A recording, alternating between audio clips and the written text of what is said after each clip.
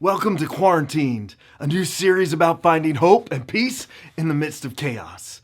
Today I got 3 things that can overcome the fear that you're wrestling with every day.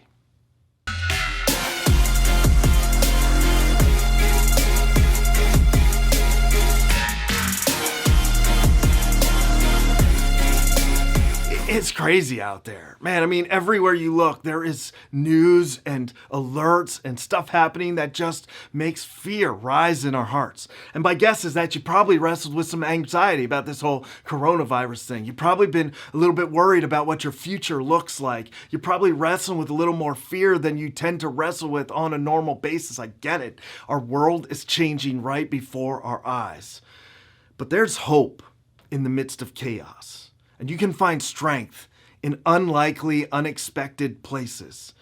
And we intend to encourage each other through this because we're all in it together. I love that there's a passage in 2 Timothy 1 verse 7 that says this. It says, "For God has not given us a spirit of fear or timidity, but of power, love, and self-discipline." It's such a good verse.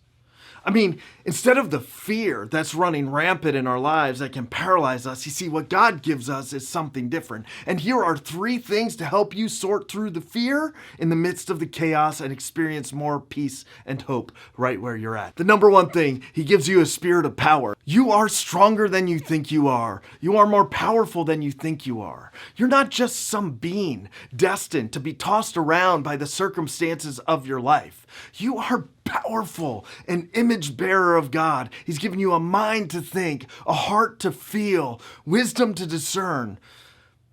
And you can do this. You can use the power God gives you to walk through chaos in a sound and smart way, to protect your mind and your heart, to help make decisions for the people around you that lead them to healthier places. You are powerful.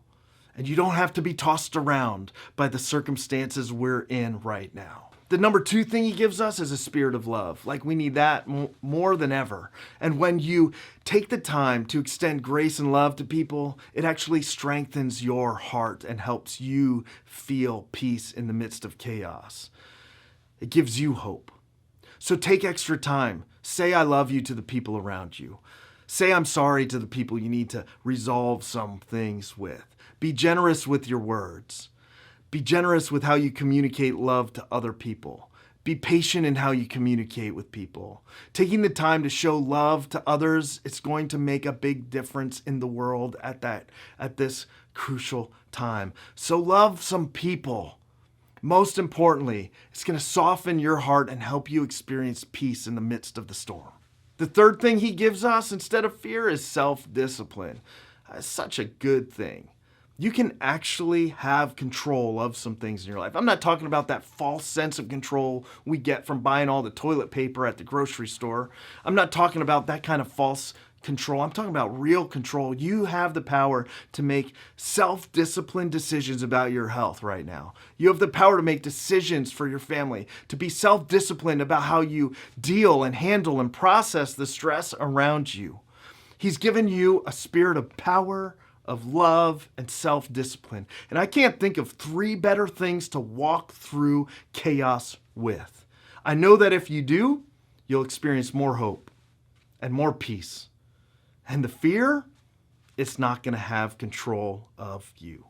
Listen, thanks for watching Quarantine. This series is meant to share encouragement and be generous with our words. We're all in this together. We love you. I can't wait till I can see you next time. Until then, check out more episodes of Quarantined, and if they're helpful for you, share them with some friends.